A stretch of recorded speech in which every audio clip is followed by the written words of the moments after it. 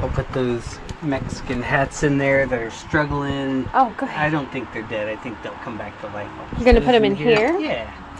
Great. Once they heal up, you know, they're hot weather, dry climate plants. They'll do good in there. Oh, that's going to be so pretty. Blanket flower, which I'm really excited about. And some yellow Terracotta yarrow. Awesome. And more plants to come.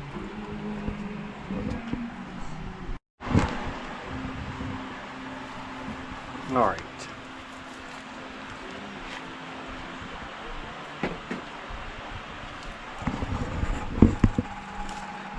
Okay, what were these guys again? These are Retibita, and this may be a Coreopsis. It was really young and it's hard to tell. Oh, like next to it? Yeah. Oh. But I pulled them out of a path at the garden at work, and they were going to get trampled on, so they don't transplant very well. They withered up, but I think they're going to make it. I think they're going to come back.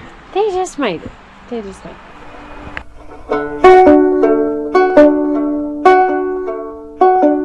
So I recently found out more things about this this 4 o'clock is that you can actually bruise the leaf and use it for bruises or swelling or things like that.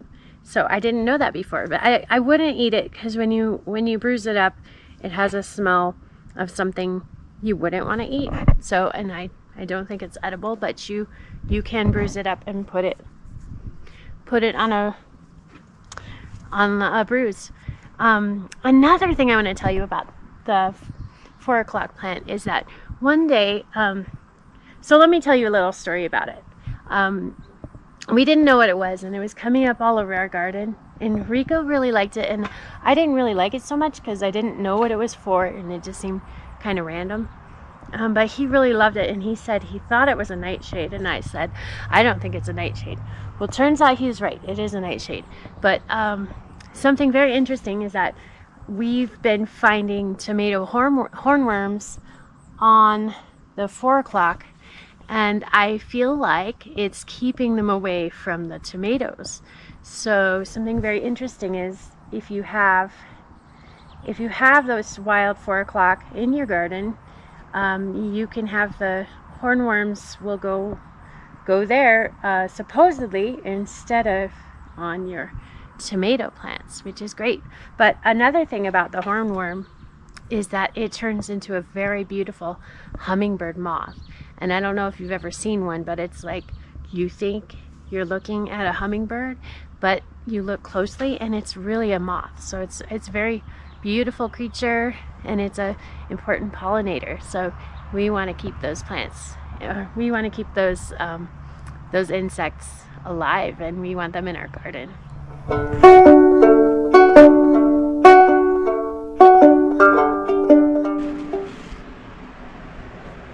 This is for real, you guys. Rico built me this shelf area so I could keep my paintings here and supposedly work on them, and that was a few years ago.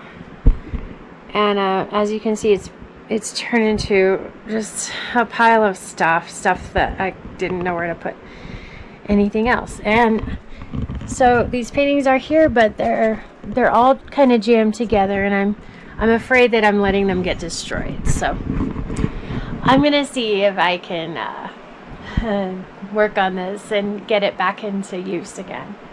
because this is really bad.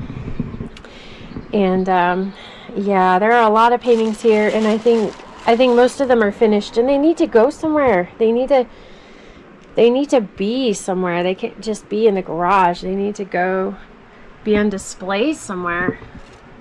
Yeah, this, and not just hiding in my garage. So we'll see if I open this up and see what's in here and see what the damage is, and then maybe I can get some of these moved out and make room to make more, and maybe I could even use this space again. It would be nice to at least set it up like a shop or something, or at least be able to, put hardware on the backs of things, or something useful, at least, just so it's not this junk pile anymore.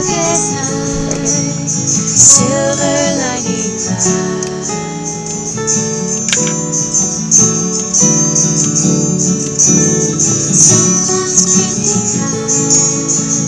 up into the sky.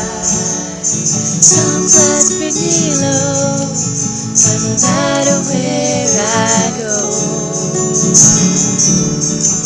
Okay, that's about all I can do for now, because I have other messes to clean up elsewhere and other things to do. So as you can see, that corner I didn't even get to yet. I hung up some of my paintings that one of them's finished. That one doesn't have a backing on it.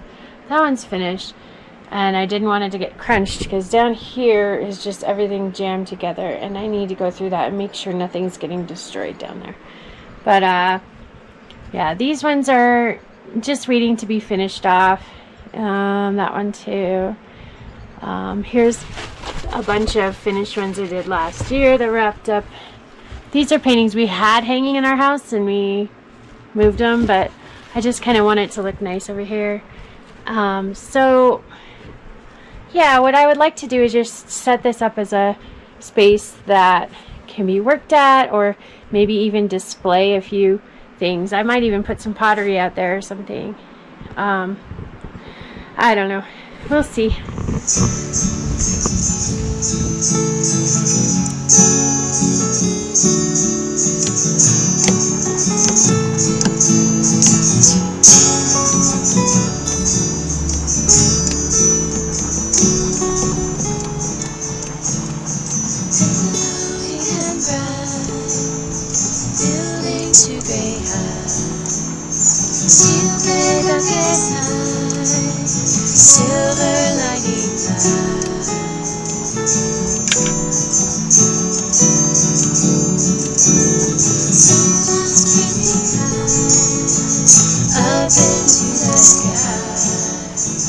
Okay, I'm pretty much done with Rico's summer shirt. All I have to do is finish the lacing holes.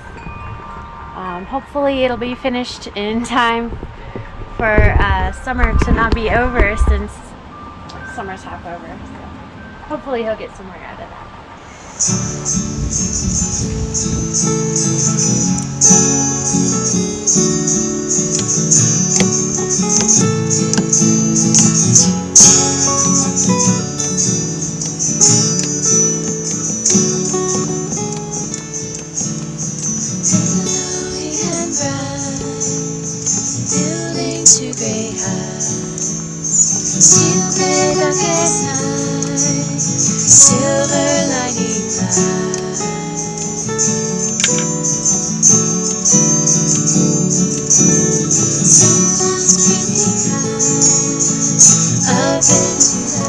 So here's the drawing I'm working on of the goldfinches in the goldenrod.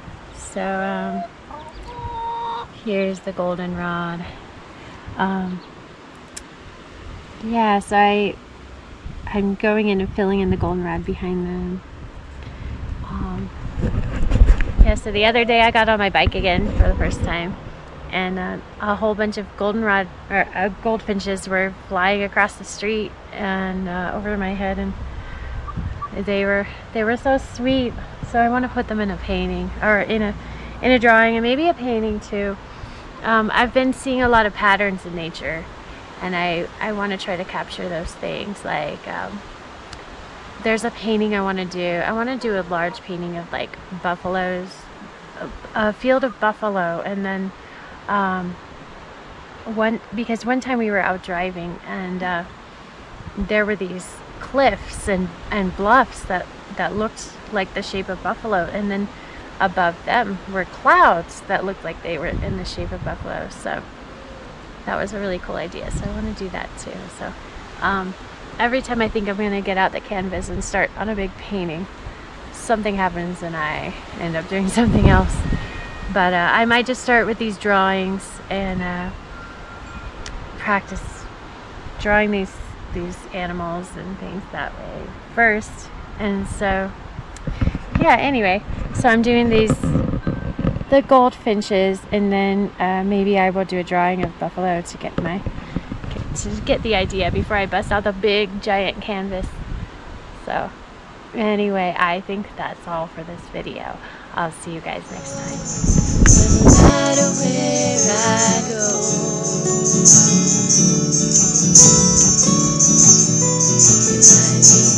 cloud chasing, cloud gazing, cloud chasing every day. Cloud gazing, cloud chasing.